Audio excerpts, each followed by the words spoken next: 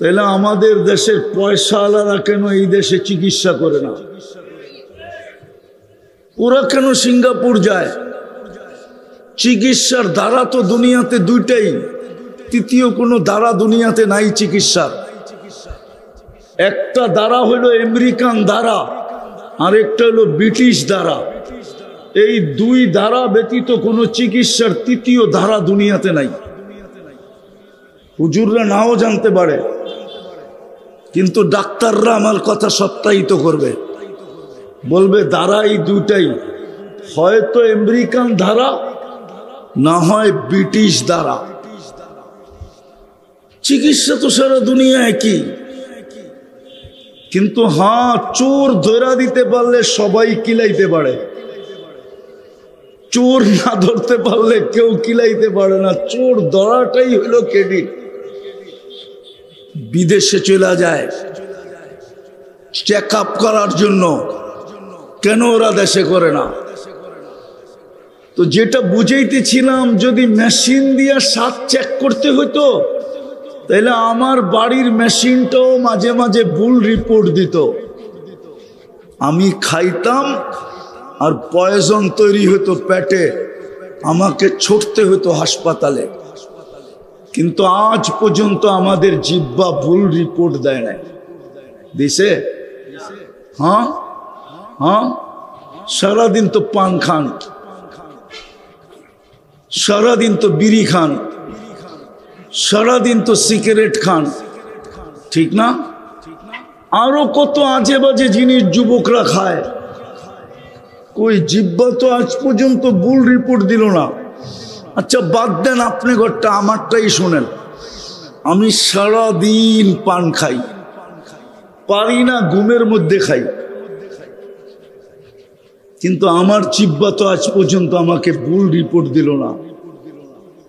কুরবান যাও আল্লাহর উপরে, কি সিস্টেম ফিট করছেন জিহ্বায়। কেন কেন আমার পিছনে এই বাজেট? আরো একটা দেখাই, কঠিনগুলো আপনারা বুঝবেন না, খুইলা দেখানো যায়। নাক আমাদেরকে ঘ্রাণ শুইয়া দেয়, খাদ্যের ঘ্রাণটা ঠিক আছে কি ঠিক নাই। যদি এটা মেশিন দিয়ে চেক করতে হতো, হাসার বিষয় না কিন্তু বাবার বিষয়। বাবলে বিকাশ ঘটবে, ব্রেন খুলবে। কোরআন তো এটাই বলছিল, অফি আনফুসিকুম। ও মানুষ, তুই যদি তোকে নিয়ে ভাবতি, তুই যদি তোকে বিশ্লেষণ করতি, তুই যদি তোর ভিতরটা নিয়ে ব্যাখ্যা করতি, অফি আনফুসিকুম আফালা তুবসিরুন, তাইলে তুই দেখতে পারতি তোর ভিতরে কি আমি ফিট করছি। দুই চোখে 26 কোটি ক্যামেরা। কত? বিজ্ঞান উন্নত আমি মানি, কিন্তু আজ পর্যন্ত সরিষার আকৃতিতে ক্যামেরা বানাইতে পারে না। চ্যালেঞ্জ, কোন শিক্ষিত যুবক আমাকে গুগল থেকে দেখাইতে পারবে না যে সরিষার আকৃতিতে বিজ্ঞান ক্যামেরা তৈরি করছে। ক্যামেরা আল্লাহ তো এক চোখ হতে 13 কোটি ক্যামেরা ফিট করছে, 13 কোটি। দুই চোখে কত কোটি? কত? তাইলে এক একটা ক্যামেরার আকৃতি কতটুকু? এক একটা ক্যামেরার আকৃতি কতটুকু?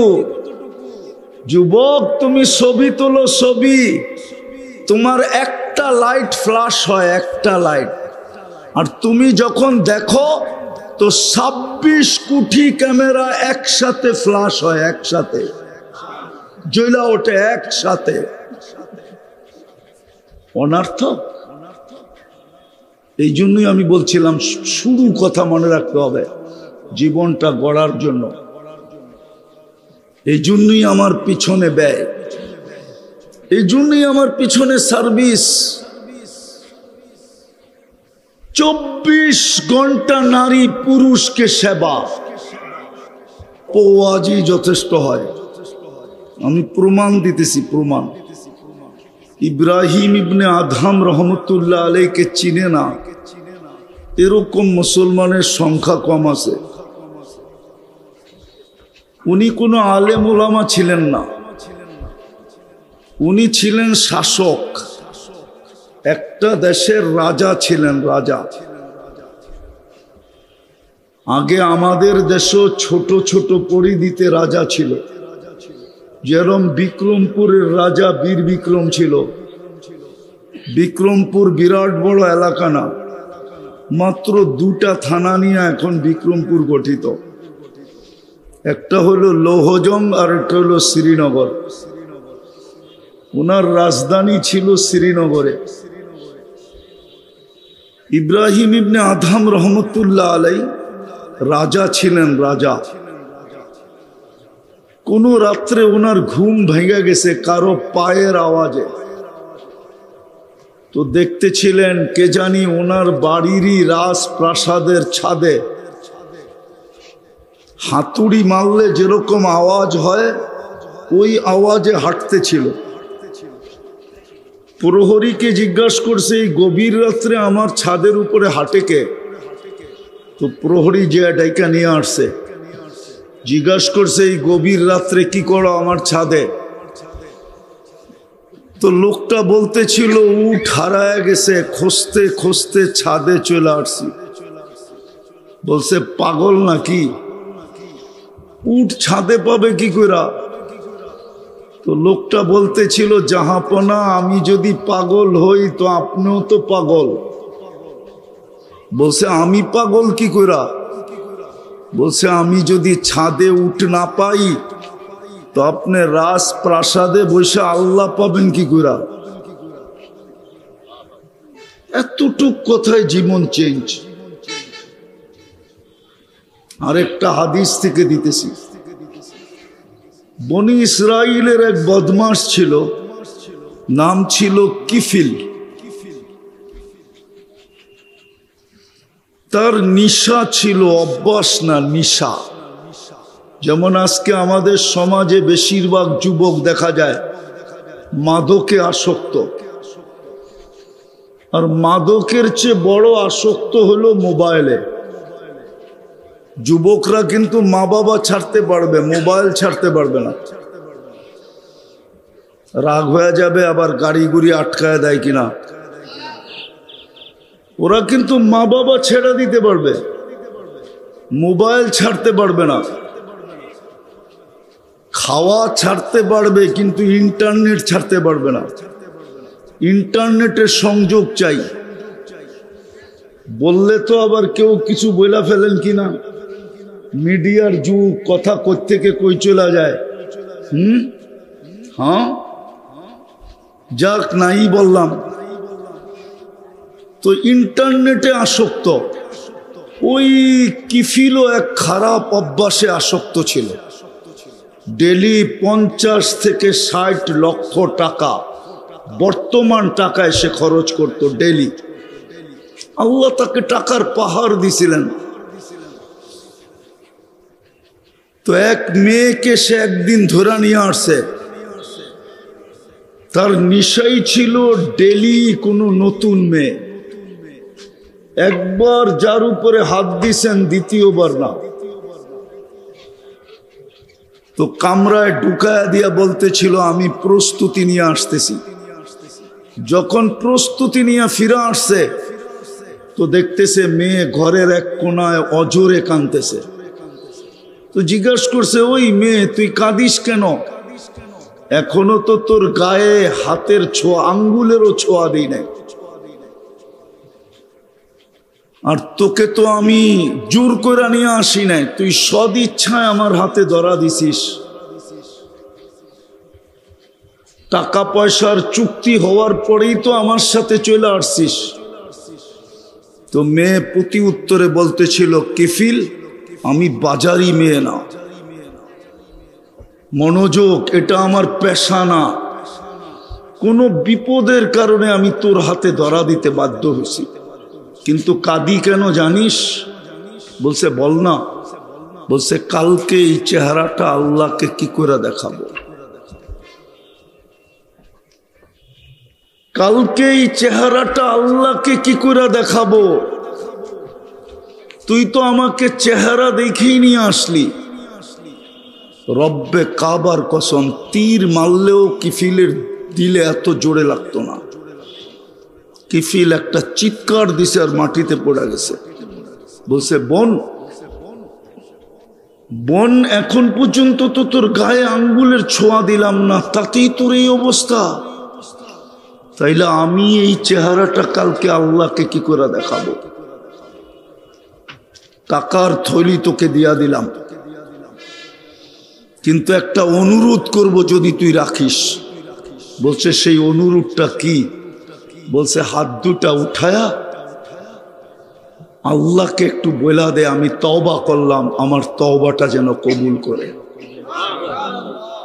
ওই রাত্রেই কিফিলের মৃত্যু। সকালে স্বর্ণ অক্ষরে দরজায় লেখা উঠছে, কদ গফার আল্লাহু লিকিফলিন, আল্লাহ কিফিলকে মাফ করে দিয়েছেন। তো বলতেছিলাম, ওয়াজ বেশি শুনতে হয় না, অল্প ওয়াজই যথেষ্ট হয়। যদি আল্লাহর হুকুম পুরা করার পরে রহমতের ছোঁয়া আমার গায়ে লাগে, তাইলে একদিনের ওয়াজই জীবন চেঞ্জ। কসম খোদার, শুধু জীবন চেঞ্জ না, এক মুহূর্তের ওয়াজে ওলি। ইব্রাহিম ইবনে আদম রহমতুল্লাহ আলাই প্রথম সারির আল্লাহওয়ালাদের একজন। কেউ অস্বীকার করতে পারবে না। পারবেন ওলামারা অস্বীকার করতে? পারবেন? প্রথম সারির আল্লাহওয়ালাদের একজন। শুধু ছোট একটা কথা, যদি উট ছাদে না পাই, তুমি রাজপ্রাসাদে বসে আল্লাহ পাবে কি করে? এই জন্য আবারও বলতেছি, আমার কথা এখনো পুরা শুরু হয় নাই। না ওয়াজ মাহফিল দেখি তো শুধু হট্টগোল হয়, এমনকি ভলান্টিয়াররা পর্যন্ত হট্টগোল করে। ওরা তো ওয়াজ শোনে না, শুনেই না, উল্টা পরিবেশটাকে নষ্ট করে। একজনরে এদিকে টানে, আরেকজনরে ওদিকে টানে, একজনরে এদিকে চিল্লায়, আরেকজনরে ওদিকে চিল্লায়। বুঝা গেল ওদের পোশাকে শয়তানও দাঁড়ায় যায়। রাগ হেন না, নাইলে এই অবেলা এতগুলা লোক যদি দিলে না লাগলো, তাহলে আসার লাভটা হলো কি? এই জন্য খুব মনোযোগ, কেননা আমাদের জীবনটা কিন্তু দামি, গোড়া যেতে হবে। কাটায় গেলে চলবে না। গড়ার জন্যই আমাদের পিছনে আল্লাহর বাজেট। আমাদের সরকার আর আমাদেরকে কয় টাকা বাজেট দেয়? বাংলাদেশের বাজেট যদি বাংলাদেশি ব্যয় হইতো, তাইলে লক্ষ লক্ষ কোটি টাকা দেশ থেকে কখনো পাচার হইতো না। লক্ষ লক্ষ কোটি টাকা কোনোদিন আত্মসাৎ হইতো না। সরকার আর কয় টাকা বাজেট আমাদের পিছনে ব্যয় করে? ও তিতাসের মানুষ, আল্লাহ কয় টাকা বাজেট ডেলি ব্যয় করে?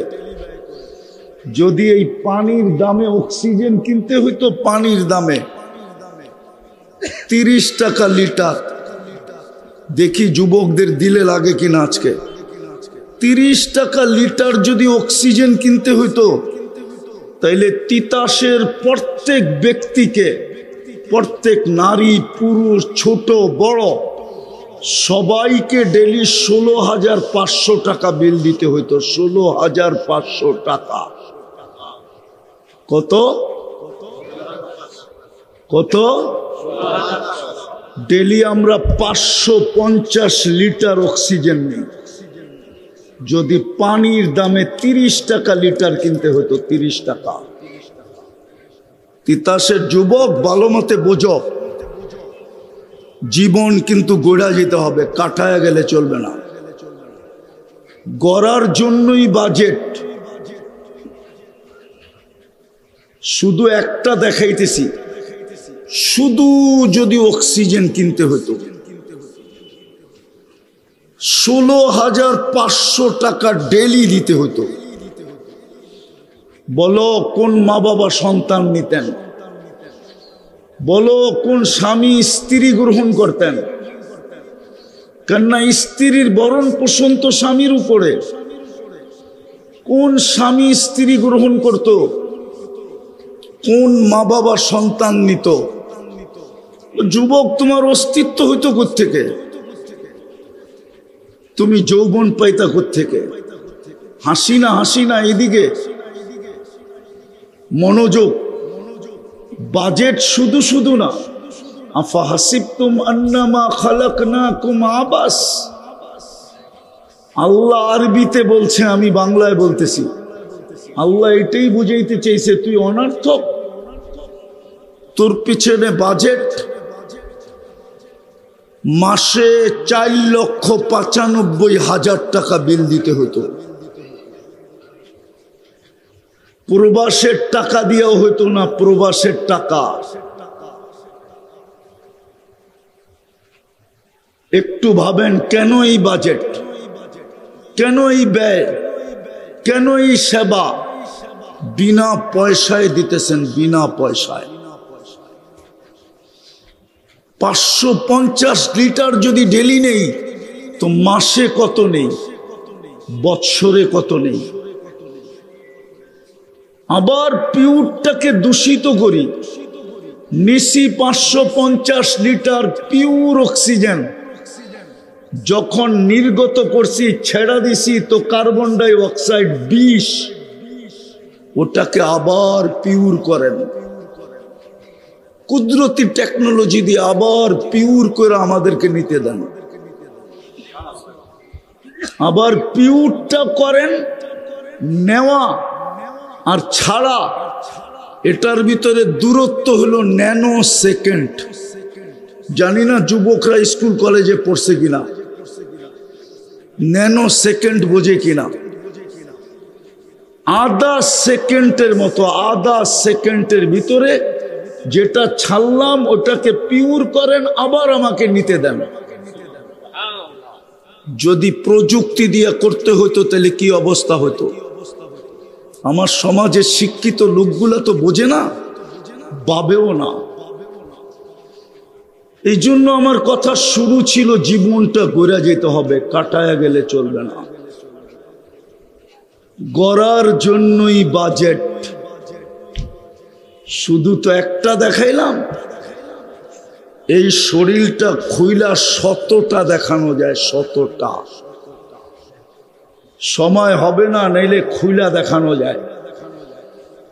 যদি জিহ্বা আমাদেরকে স্বাদ চেক করে না দিতেন, এটা যদি মেশিন দিয়ে নিতে হইতো, তাইলে বোঝা যেত তিতাসের প্যাথোলজি সেন্টারে কত লম্বা লাইন, গৌরীপুরের প্যাথোলজি সেন্টারে কত লম্বা লাইন, বোঝা যেত কুমিল্লা শহরের মেডিকেলে কত লম্বা লাইন। জিহ্বা তো স্বাদ চেক করে দেয়, বিদায় ওইখানে লাইন পাওয়া যায় না। হ্যাঁ, দুনিয়ার প্যাথোলজি সেন্টার আজ পর্যন্ত প্রতিদিন শত শত রিপোর্ট ভুল দেয়। হতে পারে এরা আমার বিরুদ্ধে চলে যাবে, আমার কাছে প্রমাণ আছে। যদি রিপোর্ট গরমিল না হইতো তাহলে আমাদের দেশের পয়সাওয়ালারা কেন এই দেশে চিকিৎসা করে না? ওরা কেন সিঙ্গাপুর যায়? চিকিৎসার ধারা তো দুনিয়াতে দুইটাই, তৃতীয় কোনো ধারা দুনিয়াতে নাই চিকিৎসার। একটা ধারা হলো আমেরিকান ধারা, আর একটা হলো ব্রিটিশ ধারা। এই দুই ধারা ব্যতীত কোনো চিকিৎসার তৃতীয় ধারা দুনিয়াতে নাই। হুজুররা নাও জানতে পারে, কিন্তু ডাক্তাররা আমার কথা সত্যায়িত করবে, বলবে ধারা এই দুইটাই, হয়তো আমেরিকান ধারা, না হয় ব্রিটিশ ধারা। চিকিৎসা তো সারা দুনিয়া একই। কিন্তু হ্যাঁ, চোর ধরা দিতে পারলে সবাই কিলাইতে পারে, চোর না ধরতে পারলে কেউ কিলাইতে পারে না। চোর ধরাটাই হলো ক্রেডিট। বিদেশে চলে যায় চেক আপ করার জন্য, কেন ওরা দেশে করে না? তো যেটা বুঝাইতেছিলাম, যদি মেশিন দিয়ে স্বাদ চেক করতে হইতো তাহলে আমার বাড়ির মেশিনটাও মাঝে মাঝে ভুল রিপোর্ট দিত, আমি খাইতাম আর পয়জন তৈরি হতো পেটে, আমাকে ছুটতে হতো হাসপাতালে। কিন্তু আজ পর্যন্ত আমাদের জিহ্বা ভুল রিপোর্ট দেয় নাই। দিছে? হ্যাঁ হ্যাঁ, সারাদিন তো পান খান, সারাদিন তো বিড়ি খান, সারাদিন তো সিগারেট খান, ঠিক না? আরো কত আজে বাজে জিনিস যুবকরা খায়, কই জিহ্বা তো আজ পর্যন্ত ভুল রিপোর্ট দিল না। আচ্ছা বাদ দেন আপনি ঘরটা, আমারটাই শোনেন। আমি সারাদিন পান খাই, পারি না ঘুমের মধ্যে খাই, কিন্তু আমার জিহ্বা তো আজ পর্যন্ত আমাকে ভুল রিপোর্ট দিল না। কোরবান যাও আল্লাহর উপরে, কি সিস্টেম ফিট করছেন জিহ্বায়। কেন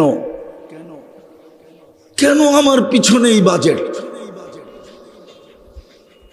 আরো একটা দেখাই, কঠিনগুলো আপনারা বুঝবেন না, খুইলা দেখানো যায়।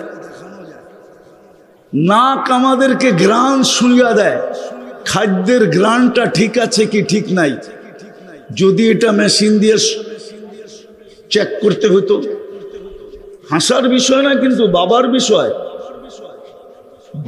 বাবলে বিকাশ ঘটবে, ব্রেন খুলবে।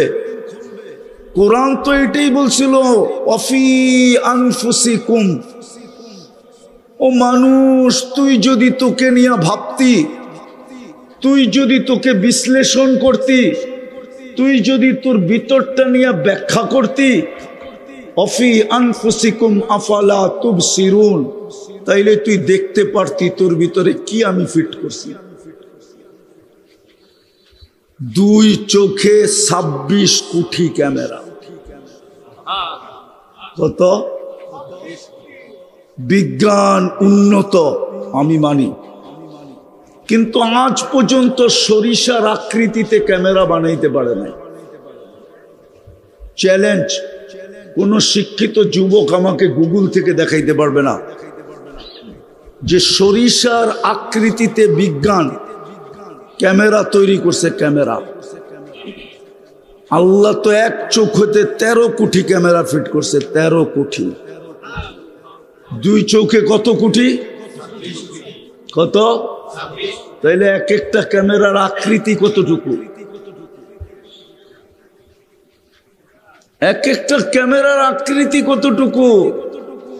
যুবক তুমি ছবি তোলো, ছবি তোমার একটা লাইট ফ্ল্যাশ হয়, একটা লাইট, আর তুমি যখন দেখো তো 26 কোটি ক্যামেরা একসাথে ফ্ল্যাশ হয়, একসাথে জ্বলা ওঠে একসাথে। অনর্থক। এই জন্যই আমি বলছিলাম শুরু কথা মনে রাখতে হবে, জীবনটা গড়ার জন্য। এই জন্যই আমার পিছনে ব্যয়, এই জন্যই আমার পিছনে সার্ভিস। 24 ঘন্টা নারী পুরুষকে সেবা। হায় হায়, এই জন্যই তো আল্লাহ বলেন লা তাখুযুহু সিনাতুম ওয়ালা নাওম। আমার ঘুমানেরই সময় কোথায় আর আমার তন্দ্রারই সময় কোথায়? আমি তো 24 ঘন্টা তোকে সুরক্ষা দেই।